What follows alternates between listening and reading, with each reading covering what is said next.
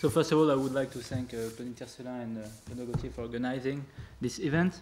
And so I'm going to talk about, as Benoit said, the epistemic norm of assertion. So I will defend a very unpopular claim, I would say, the claim that certainty is the epistemic norm of assertion. So I will try to convince you that it's not that implausible, actually. So maybe I will convince you also that actually it's the best account, so that's my aim, and at least also that it's better than the knowledge account. Okay, so that's a modest aim. And so let me start just by saying a few words about what assertions are. So our assertions are speech acts. So so there is a lot of philosophical discussion about what these speech acts are and how we can distinguish them from other speech acts, but basically just two examples. So, for example, it is raining is an assertion, or the car is red is an assertion. So basically we use the indicative mood to make assertions, and so I won't say more about this. So, but what has been recently really debated is the idea that these assertions are governed by an epistemic norm. So this idea is already present in the Greichen view, with the idea of the second submaxim of quality, which say that you should not believe that for which you lack adequate evidence. So the idea intuitively is that you should not assert things like this, okay? And so this is intuitive enough that in order to be to assert properly something, say P or for it is raining, you should have at least some evidence that P is the case. Okay, so so there are many different ways of formulating this norm, but we can use the following formulation. So S out, S subject S out, assert that P, only if S satisfies N, and the condition, the epistemic condition, with respect to P. So here, the out is epistemic, so there might be reasons to assert things you don't have enough evidence for, if, for example, it's very polite or things like this. So here we focus on the epistemic aspect of the appropriateness of the assertion. Okay, and so several candidates have been proposed. So one is a rational credibility norm, proposed by and defended by Douven.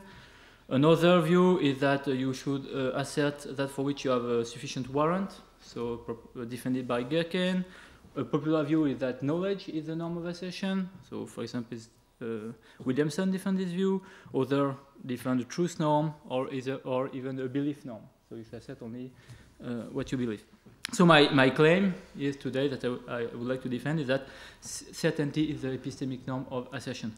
So this view is suggested by Stanley, but it looks like Stanley abandoned it.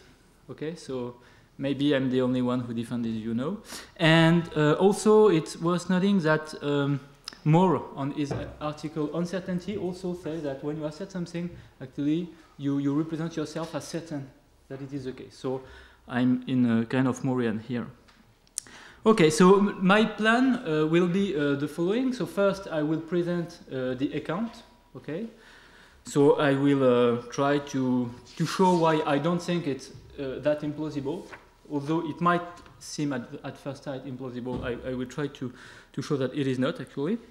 And then I will turn to two kinds of arguments that can be proposed. So one kind of argument has to do with linguistic data or conversational data. So basically my strategy will be to take the data that have been proposed in favor of the knowledge norm, and I will show that if we take this data seriously, we can actually defend a certainty norm. So that's why I think that if you like the knowledge norm, you should prefer the certainty norm, actually. So, and the second argument will be a more principled argument, and it will put forth that actually the certainty norm is the only norm which is compatible with three independently plausible claims. So this argument is more general, I think, and show that the certainty norm is better than any other norm. Okay. Okay. So let's start by the basic account. So the certainty account of assertion. So basically, if you adopt the certainty norm for assertion, you say that S out assert that P if and only if, or only if P is epistemically certain for S. Okay? So what P is epistemically certain for S mean? It means that S is in a position to know that P with the highest degree of justification for P. Okay, so P is epistemically certain for S only if S is in a position to know that P. Okay, epistemic certainty entails being in a position to know. Okay, so behind this idea, the idea that you can know that P with more or less justification. Okay, and so here are two examples that seems to show that this is not implausible to think that you can know that P with more or less justification. So take a testimonial case, for example. So we might think that Robert knows that it is raining in Paris because he remembers, so that's not the testimonial case, but remembrance case, because he remembers that John told him that it is raining in Paris. Okay, so that presumably Robert can know that it is raining in Paris on this basis. So now compare with Mary, who knows that it is raining in Paris because she's in Paris under the rain, so she perceives the rain. So we might think that both of the subjects knows that it is raining, but Mary's knows with more justification than Robert that it is raining in Paris. Okay, so more formally, we could say that to have the highest degree of justification for P is the following. So J is the highest degree of justification for P if there is no degree of justification J star for P higher than J. Okay, so this is the idea of what being epistemically certain for S means. So the first problem that arises when we consider this epistemic norm is that it seems too strong. Okay, so an argument could be made. So following Junger, basically, or this kind of skeptical philosophers, we might think, okay, for almost all proposition P and justification J, there is a justification J star such that P is better justified by J star than by G. Okay, so the idea, so consider, for example, the proposition that you have hence. Okay, you might think, okay, I'm justified by a perception that I have hence. So we might think, okay, but there is better the justification than that. Maybe someone can also tell me that I have hence, or you can add, okay, testimonies and things like this. So we might think, okay, so you are not certain that you have hence. Okay, so the idea is that to satisfy the certainty condition is very difficult. Or we might also think that there are other propositions, say Q, which are more justified than P, so P is not justified. So for example, take the proposition that I have hence, okay? So this proposition is strongly justified, okay? Presumably you know that you have hence, but you might think, okay, but I exist is even more justified than the fact that I have hence. So if it is the case, then I have hence is not epistemically certain for me, okay? Because there is a higher justification. Okay, so if this is true, almost all propositions are uncertain, epistemically uncertain for us. And then the conclusion is what we may call skepticism about assertion. Okay, so this is basically the idea that almost all propositions are defective, epistemically speaking. Okay, so basically, if the argument would run like this, if epistemic certainty is a norm of assertion, then most of our assertions are defective, epistemically speaking. Okay. So when Stanley in his paper presents a certainty account of a certainty norm of assertion, so he obviously see this point, and then he proposed to deal with this point by endorsing a context-sensitive view of epistemic certainty. Okay.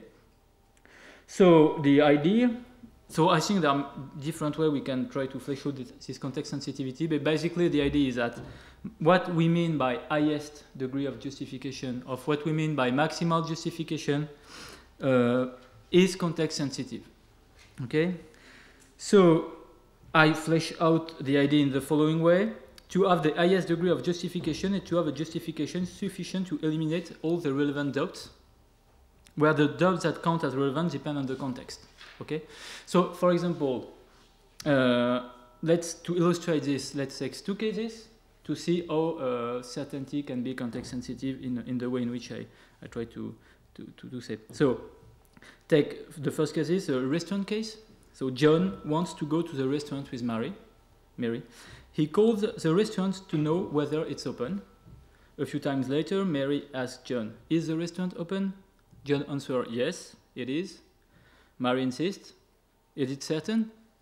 Then John says, yes, it is certain, I just called. So here, what John says seems true, okay? So it seems that by calling the restaurant, John is in a position to eliminate all the doubts, all the relevant doubts that are relevant given their practical situation, the purpose of the discussion, which is determined by the fact that they want to go to the restaurant tonight. Now, take a different example with a different context. Philosophy. So John is doing philosophy with Descartes. John pretends that he knows that he has hands. Descartes replies, this is not certain. You might well be deceived by an evil demon. Okay? Maybe your sensations do not indicate the presence of real hands or things like that. John agrees and he says, that's true, it's not certain that I have hands. Okay? So here, the idea is that what doubts are relevant is different. The doubts that are relevant is different. The possibility of error that you should consider given the context are different. There is a wider set of relevant possibilities. And so, given this context, it's false that it is certain for John that he has hands. Okay. So this basically I use here the strategy that Deleuze used for knowledge. So when he says that knowledge is context sensitive, but I apply it to the notion of certainty. Okay. And so everything Deleuze says about no, just say it about certain. That's the idea. And then you can. That's my idea. You can avoid being contextualist about knowledge. Okay, that's basically the idea. So just to mention that there are other terms that we can think are context sensitive in the same way as certain. So, for example, empty, clean, flat. Some philosophers saying that. So there are two views. Either they say that there are maximum adjectives. So, for example, if something is empty, nothing is more empty, but it's an absolute term, okay? So they think that very few things are empty, actually, because you can always find a grain of dust, for example, in a fridge, so a fridge is not really empty. And others think that empty is context sensitive. What it means to be empty for a fridge is not the same as to be empty for a vacuum chamber or something like this. So these words have different standards, okay, that apply depending on the context. So I think certainty presumably is of the same kind, okay? So it's not surprising that certainty is context sensitive in the way in which maybe it could be surprising that knowledge is context sensitive, okay? Also, certainty is gradable, knowledge is not gradable. So I think there are reasons to think that certain is context sensitive, okay? Okay, so here we avoid the objection of the skeptic just by endorsing this contextualist view. And so that's why the view is not implausible. Okay. Now I will consider in the end two objections. We try to push the idea that actually this view leads to a kind of skepticism about certainty, but I will reply to these objections. Now let me just present arguments in favor of this account. So as I said earlier, the main arguments. So first kind of argument. Appeal to linguistic data, okay? And so I will just repeat actually what we can find in the literature, and I will just show that if we take this argument seriously, they can be used to show that certain and is the epistemic norm of assertion. So first of all, there are philosophers who try to defend one or another epistemic norm of assertions, appeal to paradoxical sentences, so paradoxical Morian sentences. So sentences like P, but I do not believe that P. P, but I do not know that P. So in general, they just restrict to these two examples. And then they say, okay, we can explain the oddity of asserting these sentences by saying that when you say P, you represent yourself as satisfying the norm of assertion for P. So if the norm of assertion is belief, for example, when you say in the second half of the assertion, I do not believe that P, you thereby represent yourself as not satisfying the epistemic norm of assertion, so you present yourself as having incoherent attitudes in some sense. Okay? So the same argument is made with P, but I do not know that P, so which is the reason why defenders of the knowledge norm say that knowledge is the norm and not belief, because if merely believing were the norm, then we should not think that P, but I do not know that P should be odd. But note obviously that the same oddity arises with P, but it is not certain that P, or P, but I am not certain that P. Okay. So the argument is, okay, the certainty norm can explain all the weaker claim, so P, but I do not believe that P, because if you take P to be epistemically certain, obviously you should believe that P. If P is epistemically certain, then you are in a position to know that P. So if you believe that P, you are in a position to know that P, then you know that P. So the certainty norm, being stronger than the other, it can explain all the data in the Morian data. Okay, so a second kind of data has to do with how we challenge assertions. So this is mainly developed by Williamson. So Williamson notes that we often say things like, "Oh, do you know that P?" When someone asserts that P, and you, for example, you doubt that he should have asserted that P, you said, "How do you know that P? How do you know that it's raining?" Or you say, "Do you know that it is raining?" But note that you could say, "Are you certain that it is raining?" Or "Is it certain that it is raining?" So in the same way, you can challenge assertion by using "no." You can also challenge assertion by using "certain." And in the same way, you can explain by the certainty norm why we can use knowledge to challenge assertions, because you challenge the fact that the subject satisfies a necessary condition on epistemic certainty. But the defensor of the knowledge norm has difficulties to explain why it seems appropriate to challenge assertions by using certain.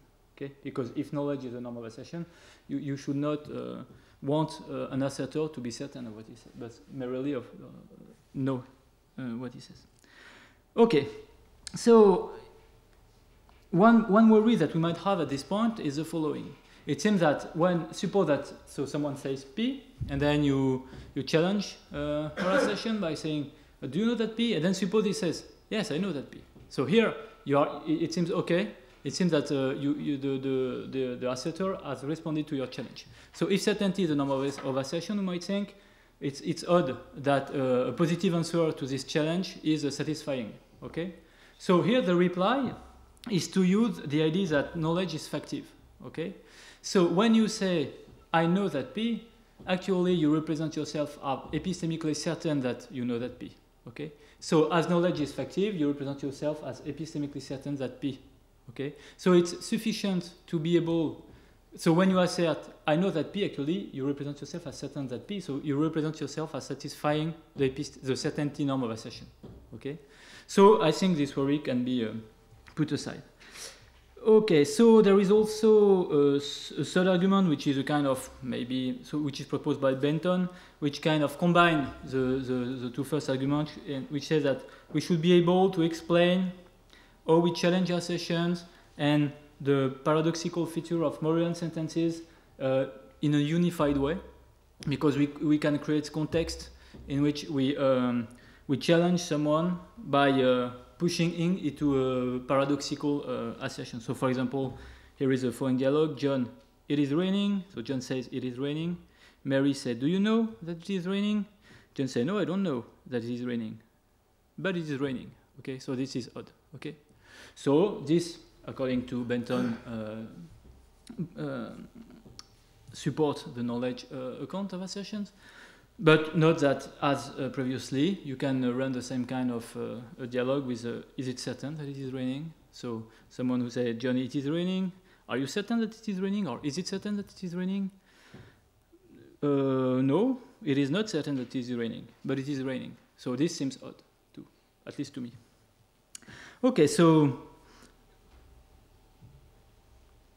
norms weaker than certainty seems to be unable to explain why we can properly use certain, but the certainty norm can explain why weaker terms can be appropriate. Okay, this is the basic idea. So there is also a point that Benton considers in a paper, that we should look at parenthetical uses of terms and how they affect actually our assertions. Okay, so Benton put forth two data. First, using the word "no" in parenthetical position is often redundant, and using belief edge the assertion. Okay, so for example, if I say "It is, I believe, raining," or "It is raining, I believe," so okay, so we weaken the assertion by using "I believe." Whereas if we say "It is, I know, raining," which seems to have a kind of sense of redundancy here. The use of no also can have a reinforcing effect as a blow note. So, for example, take the case of lazy. John is having a fight with his wife Jill. Apparently, as Jill brings forward repeatedly during their heated conversation, John is very lazy, a point that Jill supports with ample evidence. At one point, exasperated, John asserts, "I'm very lazy, I know." So, this reinforcing effect can be explained by the knowledge norm, of course, but the same effect can be produced with certain. I'm lazy for sure. So that's true. We more often use no than certain. I will come to this after. But the same reinforcing effect can be done. So here a worry we might have is that if certainty is a norm of assertion, why is the use of no redundant or reinforcing? Since it's weaker than certainty, we might think, like belief, using no should edge the assertion, actually. But as I said earlier with no, we can use the factivity of knowledge. Again, when you say I know that P, you do not weaken your assertion that P because knowledge is factive. So by saying I know that P, represent yourself as epistemically certain that P, that you know that P, and by factivity as P. So your assertion is not weakened in this way. Okay, so this term can also explain the way in which we decline prompts to assert. Okay, so I do not know whether P, or you can say also I'm not sure. Okay. And so these basically are all the linguistic data that you can find in the literature, and so they do not clearly favor the knowledge norm over the certainty norm. So they are all compatible with the certainty norm, and some of them are at odds with the knowledge norm. So I would say in this respect, the certainty norm is better explain all this data. A second reason to think that the certainty norm is better than the others is that it seems that this is the only norm compatible with 3 independently plausible claims. So the 3 claims that I think are plausible are the following. First, the warrant necessary and sufficient for asserting P is context sensitive, or in other words, the epistemic norm of assertion is context sensitive. So this is a point that is often noted, that for example in a trial, so when you have to give a verdict as to whether someone is guilty, so you have to maybe to have more evidence than if you are at the pub just discussing with someone else and saying just what you have in mind. Okay, so the idea is that you have different kinds of contexts, and in some contexts it's okay to assert with a certain degree of justification. In other contexts it's not okay to assert with this degree of justification.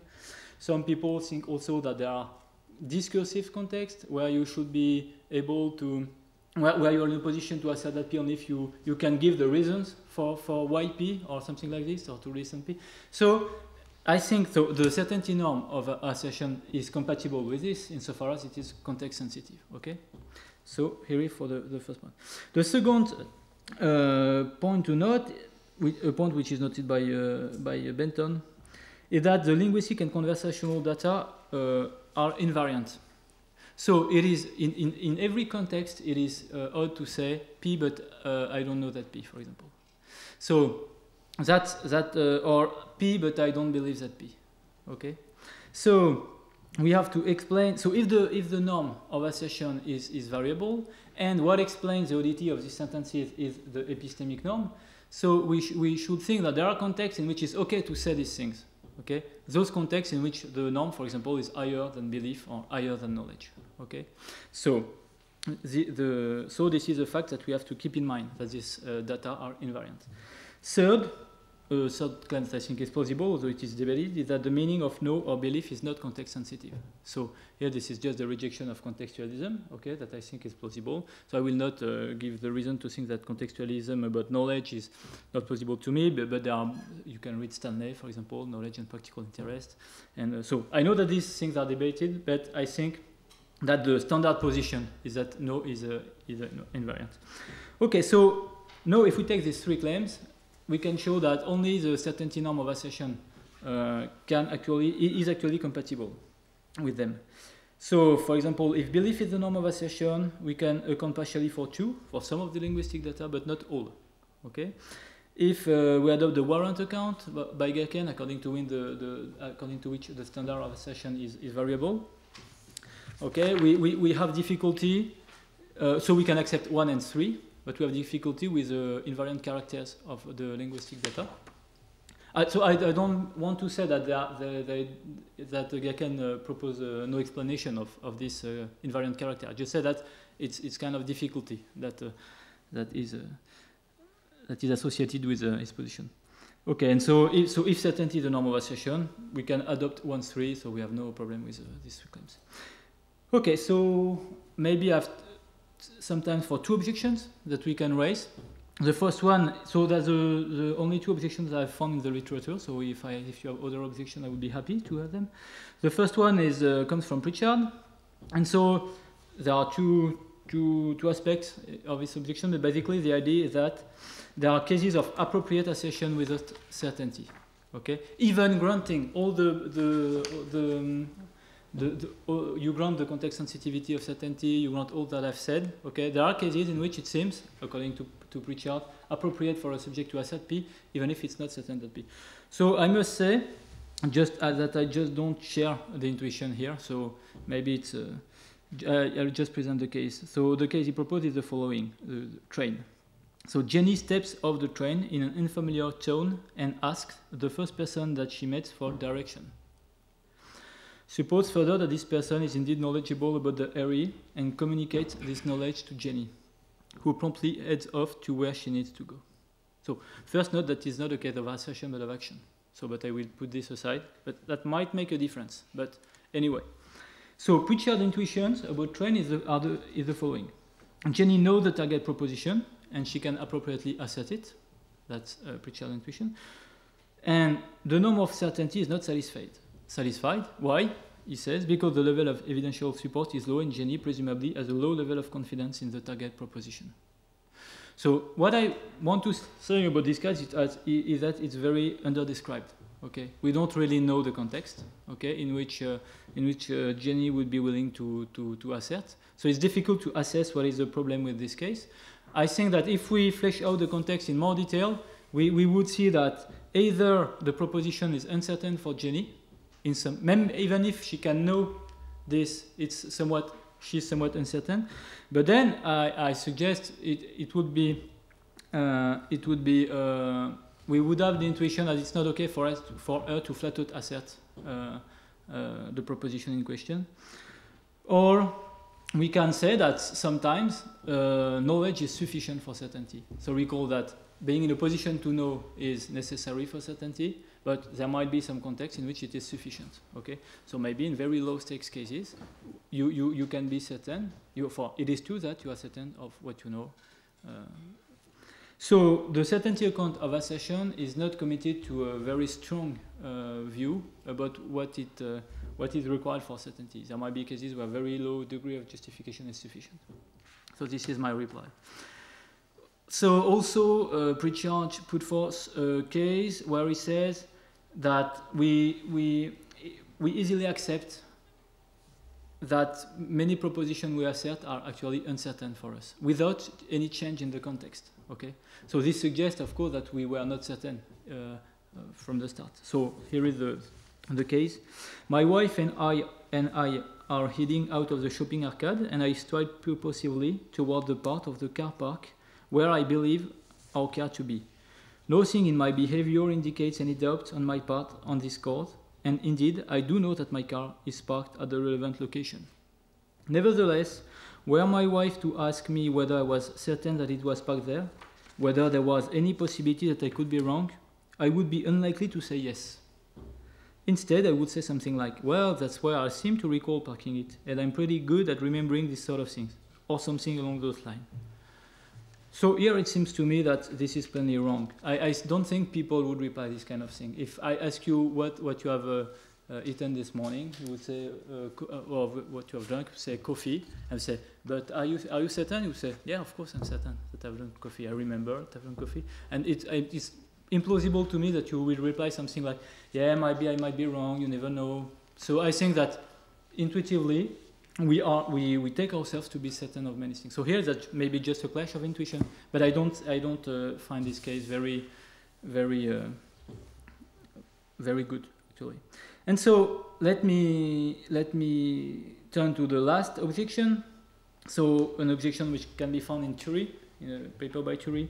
So he tried to show that the knowledge account is better than the certainty account because the way in which we prompt our assertions use no rather than certain. And this suggests actually that knowledge rather than certainty is the norm of assertion. So I would just make three suggestions, but I think we might come to this after. So first, that sometimes we can use certain. So is it certain that P, or is someone certain that whether P, or so we might, in some cases, use the word to prompt assertions. Second, note that it's sufficient to use no to prompt assertions because, given the certainty account, a positive answer implies that the assertor is certain that P, or that rather the proposition is epistemically certain for him. So that's compatible with the certainty account. The certainty account can explain why it's always sufficient to use no. So I would say that's not a very good argument against the certainty account. And finally, the advocate of the knowledge norm should note that we often prompt assertions but using epistemic conditions weaker than knowledge, actually. So you might prompt an assertion by asking, is P the case? So is it raining? Okay. So if the way in which you prompt assertion were a good argument, then you might say, oh, that's an argument for the truth norm, actually. So the defensor of the knowledge norm should say, no, that's okay. Sometimes we use weaker conditions to prompt assertion, like in the is P the case, or do you think that P is the case? So if he grants this to defend his own account, the knowledge account, it should also be granted to the advocate of the certainty account that no is weaker than certainty, so that's not surprising that we can use no to prompt assertions. So basically that's given all these things. So I think that the certainty account, in summary, account for all the data, the linguistic data, in a better way than the knowledge account. It is compatible with 3 independently plausible claims, whereas the other norms are incompatible or have difficulties to deal with these 3 claims.